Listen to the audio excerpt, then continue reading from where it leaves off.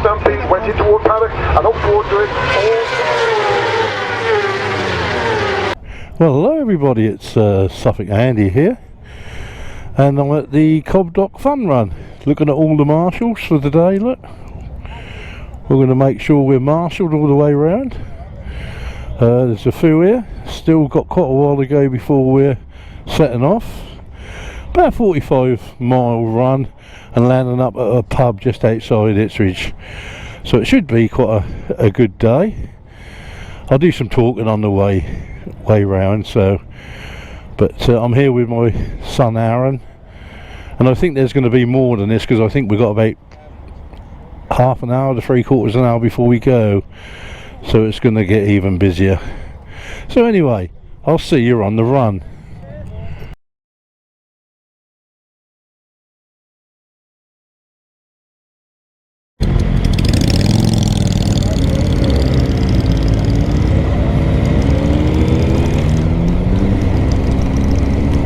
Right, we're on our way. Yes, on our way.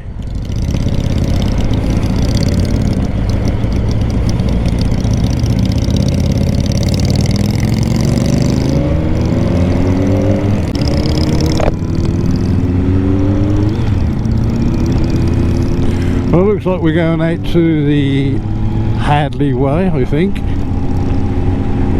But usually on these runs we go through some really obscure little places, little tiny country roads, which I'm used to.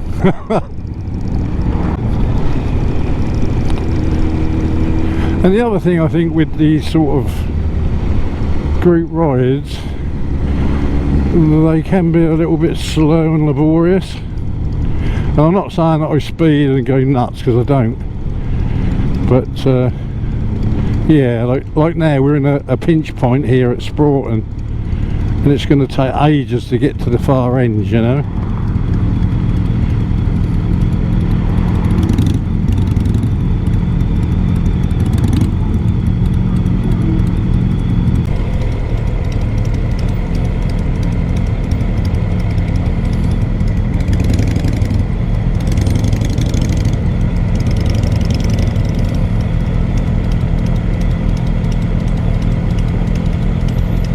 You can see what a pinch point. You want to see this little bit of road in the rush hour, nobody can move.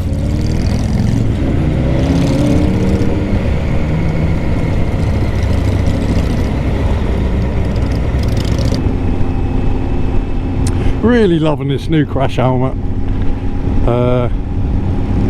Fits so well. It's a little bit tight, but that's supposed to be.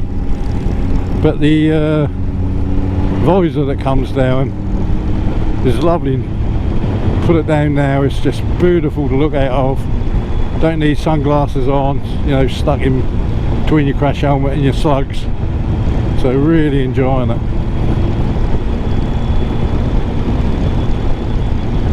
Don't think I've still finished with the mic yet. We're going to do a little bit of twidging with that.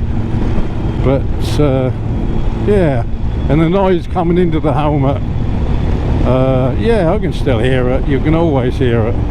But to, you know, what my old one was like and this one, there's no comparison. This has really cut it down. I didn't realise how noisy my other helmet was. So I've never ever worn earplugs. I never have. All the years I've been riding, I've always just done without them. And I can remember a few years back I thought, you know, I'm going to try these earplugs, and I put a set in and I came down the A14 and I just didn't like it. I thought, I can't hear the lorries properly, I can't hear the cars, you know, and I just thought, oh no, this is not for me, and I give that up straight away.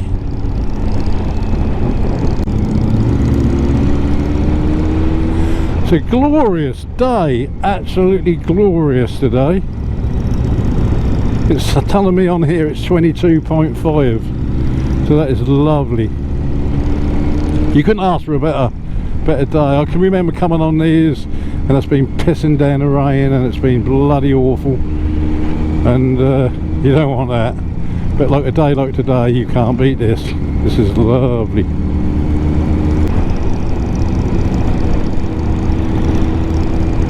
I always say, you know, if it weren't for organisations, not just bikers but other organisations raising money for charity, this government wouldn't be able to waste their money on shit.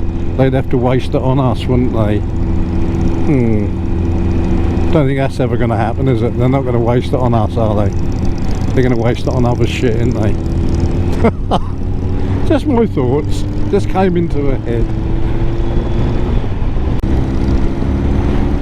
Up that little road is Barking Church. I'm going to have to take you there one day. I think I might have done in the past, but not recently. I'll take you there, and it's a bit spectacular.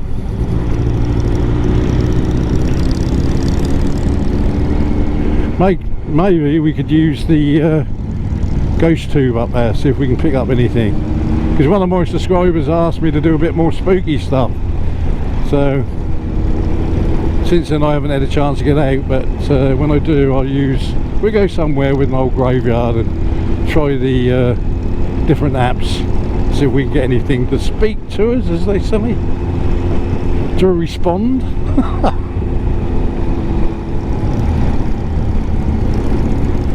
Good old Morris Minor, soft top. My God, good old cars they were. In fact, that was the first car I ever had, was a Morris Minor, 1955. And I always remember it. I learned to drive in it, and it wanted an MOT, and I took it to the garage, and the garage said, "Oh mate, the bottom's really rusty." I said, "Okay mate, how much is that going to cost?" And he went, "Well, it cost 45 quid to weld that." And I went, "Nah, it's too much, scrap it." I scrapped it. What a stupid thing to do. But at that time I was probably only earning 15 quid a week or 10 quid a week, so that was, you know, quite a bit of money. So that was the best thing for that. Oh, look at that, man. Mustn't keep looking at it too much to keep my eyes on the bloody road. Look at that. What a sight.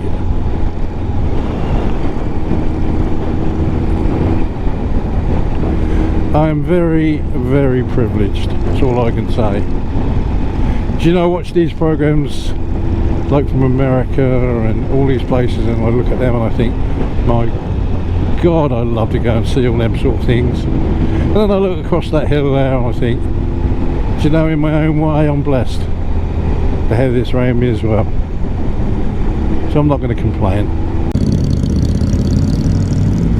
Right, we're now entering Hadleigh.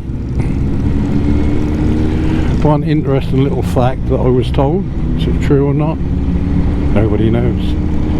But I was told it was the wettest place in Suffolk, so you get more rain here than anywhere else in Suffolk. True or not? I don't know. Hadleigh is like a lot of towns in Suffolk and these sort of areas. It's a medieval walled town. All its money was made out of sheep and shafting the peasants who looked after them for the Lord of the manor. So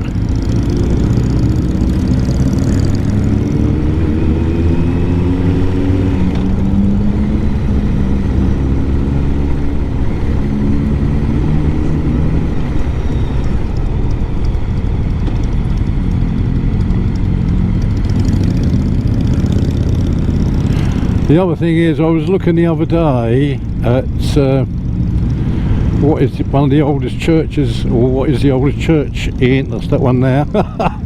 Got a glimpse. They're saying that Hadleigh possibly could be. I'm not saying it is, because I know somebody will research it and find that I'm wrong, but that is in one of the things about being one of the oldest churches in Suffolk. But it's been quite an interesting route I must admit, or route, as some people would say, but route. Yeah, it's been quite interesting. We've seen some beautiful scenery. Not so much in this section, but the sort of halfway through, third through, my god, it was beautiful. But yeah, so take my hats off to the organisers and the marshals as well, which has been pretty good. All to raise money for charity.